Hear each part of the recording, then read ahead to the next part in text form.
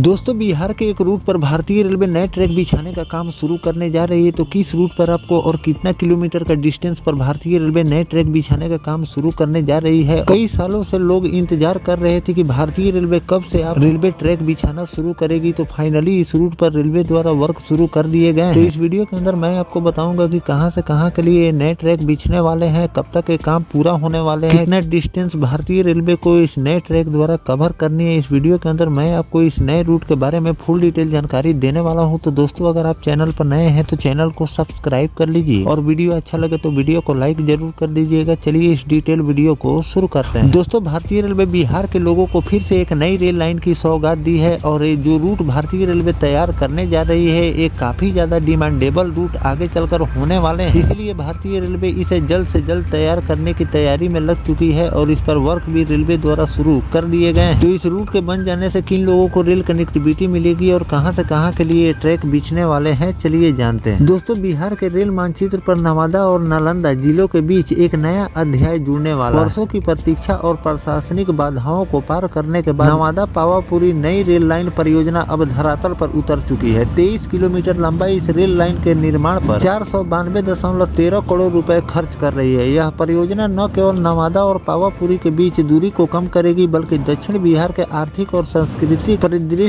को भी पूरा तरह से बदल देगी। वर्तमान में नवादा से पावापुरी या राजगीर जाने के लिए रेल यात्रियों को गया या किऊल होकर एक लंबा चक्कर लगाना पड़ता था, जिसमें समय और पैसे दोनों अधिक लगते थे। नई रेलवे लाइन के चालू होने से नवादा सीधे तौर पर पावापुरी रोड स्टेशन और आगे राजगीर बख्तियारपुर रेलखंड से जुड़ जाएगा। 23 किलोमीटर यह छोटी लेकिन रणनीतिक रेल लाइन नवादा को बिहार की राजधानी पटना से जोड़ने के लिए एक वैकल्पिक और छोटा मार्ग भी प्रदान करेगा। बिहार प्रदेश के नवादा जिले में रेल संपर्क बेहतर बनाने के लिए इस रेल लाइन निर्माण क्रम में नए प्रस्ताव यह है कि पावापुरी जल मंदिर से नवादा स्टेशन को जोड़ा जाएगा। यह रेल लाइन न सिर्फ धार्मिक पर्यटन को प्रोत्साहन बल्कि क्षेत्रीय विकास, यातायात सुविधा और स्थानीय आबादी के रोजगार के अवसर भी बढ़ाएंगे। नई रेल लाइन के मूल प्रस्ताव के प्रमुख से आकार दिए जा रहे हैं। इस नई रेलवे लाइन नवादा पावापुरी जल मंदिर की प्रस्तावित कुल लंबाई लगभग 23 किलोमीटर है, जिसमें से लगभग 17.5 किलोमीटर नवादा जिले में होगा और लगभग 5.5 किलोमीटर नालंदा जिले में है। शुरुआती अनुमान यह है कि यह परियोजना लगभग 500 करोड़ रुपए की लागत से बनेगी। हालांकि कुछ अन्य रिपोर्टों में बताया गया है कि अगर प्रस्तावित योजना विस्तारित हो या मार्ग में परिवर्तन हो तो लागत 1420 करोड़ रुपए तक हो सकती है। इस परियोजना की डीपीआर तैयार हो चुकी है। रिपोर्ट में मार्ग लागत, स्टेशन की स्थिति आदि विस्तृत आकलन भी किए गए हैं। प्रस्तावित रूट में कुल 3 स्टेशन होंगे, जिसमें पावापुरी जल मंदिर नवादा के बीच होगा। साथ ही मार्ग में 2 बड़े पुल और लगभग 17 छोटे पुल का भी निर्माण किए जाएंगे। नवादा धार्मिक और पर्यटन दृष्टिकोण से पावापुरी का जल मंदिर और जैन धर्मावलंबियों का महत्वपूर्ण स्थल है। इसको लेकर कहा जा रहा है कि रेल मार्ग बन जाने से आने जाने वाले काफी ज्यादा सुविधा मिलेगी। पर्यटन से स्थानीय व्यापार को लाभ होंगे,